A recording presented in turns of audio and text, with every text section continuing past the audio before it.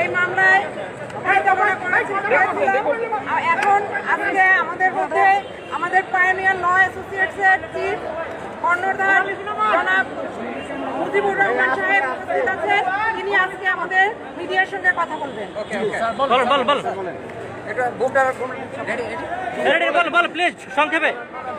আমাদের সংবিধান প্রত্যেকটা নাগরিককে বিধান দিয়ে দিয়েছে। পরিমণিকে আইনি সহায়তা দেওয়া এবং তার পাওয়া এটা তার সাংবিধানিক অধিকার। আজকে যে ঘটনাটা ঘটেছে তাকে ইতিপূর্বে 4 দিনের রিমান্ডে নেওয়া হয়েছিল এবং তাকে যথেষ্ট জিজ্ঞাসাবাদ করা হয়েছে এবং সে আজকে পর্যন্ত তাকে দ্রুত করার পর থেকে সর্বমোট 122 ঘন্টা সে পুলিশ কাস্টডিতে ছিল। তারপরেও তাদের জিজ্ঞাসাবাদ শেষ হয় নাই। বিজ্ঞ আদালত সেগুলি আমাদের বক্তব্য শুনেছেন।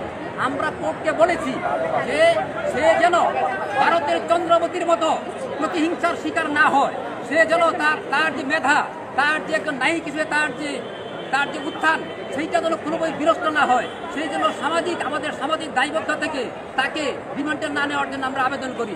এবং এই মামলায় যে অভিযোগ আনা হয়েছে, এই অভিযোগের সাথে বারবার রিমান্ডে নেওয়ার জন্য কোনো প্রয়োজন নাই।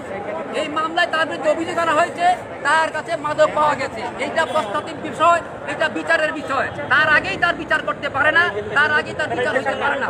তাকে অযথা বারবার রিমান্ডে নেওয়া হয়েছে এবং আজকেও বিজ্ঞ আদালত সন্তুষ্ট 2 দিন রিমান্ড মঞ্জুর করেছেন। আদালত মনে করেছেন, তাই করেছেন। আমাদের বক্তব্য হলো রিমান্ডে না গেলে ভালো হতো এবং রিমান্ডে নেওয়ার কোনো যৌক্তিকতা উনি কাঠগড়ায় কান্নায় ভেঙে পড়েছেন।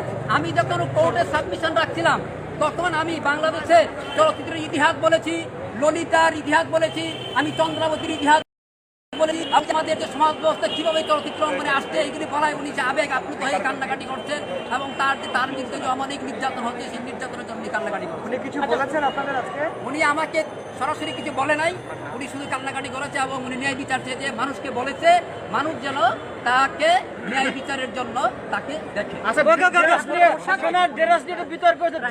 পরিমণির ড্রেস নিয়ে আপনাদের দুই পক্ষের মধ্যে বাতচিত হয়েছে, কি বাতচিত হয়েছে পরিমণির ড্রেস নিয়ে? সরকার পক্ষ বলতে চায় যে তাকে আরো রিমান্ডে নেওয়ার প্রয়োজন আছে। আমি সরকার পক্ষকে প্রশ্ন করেছিলাম যে কোন কারণে তাকে আবার রিমান্ডে নেওয়ার যৌক্তিকতা আছে, সেইটা তারা ব্যাখ্যা করতে পারে বলে আমি মনে করি। এবং আমাদের কাছে যে দরখাস্ত দিয়েছে কোর্টে যে তাকে রিমান্ডে নেওয়ার জন্য দরখাস্ত, সেই দরখাস্তের কপিটাও আমরা আজকে ঠিক মতো নিতে পারি না, যার জন্য আমরা আমাদের মামলাটা ভালোভাবে ফেসও করতে পারি না।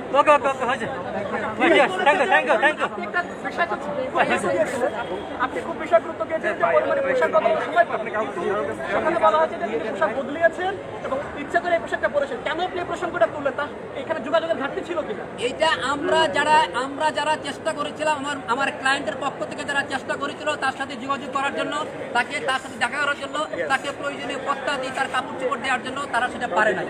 এবং আমরা কোর্টে গত পরশুদিন কোর্টে আমরা দরখাস্ত দিয়ে বলেছিলাম তার সাথে দেখা করার অনুমতি দেওয়ার জন্য, সেটাও দেওয়া হয়নি। এবং সে আসলে একটা পরে আছে বলে আমাদেরকে জানিয়েছে, আমরা তাই বলেছি। তার নানা এসেছিল আজকে, তার নানা এসেছিল, আমরা জানতে পেরেছি তার নানা। বিচার পাইলো কি পাইলো না এটা বিচারের ব্যাপার। এই মুহূর্তে আমি বলতে পারবো না যে সে ন্যায় বিচার পায় না। তার নানা ছিল, আমরা দেখলাম তার নানার তার বয়স প্রায় 100 বছরের বেশি বলে আমরা জানতে পেরেছি।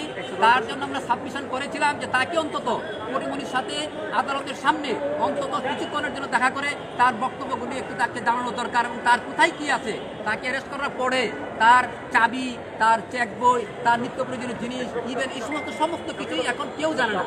তাকে তার বাসায় কোথায় কি আছে এবং তার কোথায় কি আছে এগুলি আইনজীবীকে অ্যাসিস্ট করার জন্য যে সমস্ত কাগজের প্রয়োজন এইগুলো তারা দিতে পারতেছে না। এই জন্য সে দেখা করতে চেয়েছিল। সেটা নামঞ্জুর করে বলেছেন যে সেটা আদালতে আমলি আদালতে যাওয়ার জন্য, আইনজীবীকে অ্যাসিস্ট করার জন্য যে সমস্ত কাগজের প্রয়োজন এইগুলো তারা দিতে পারতেছে না। এই জন্য সে দেখা করতে চেয়েছিল। সেটা নামঞ্জুর করে বলেছেন যে সেটা আদালতে আমলি আদালতে যাওয়ার জন্য।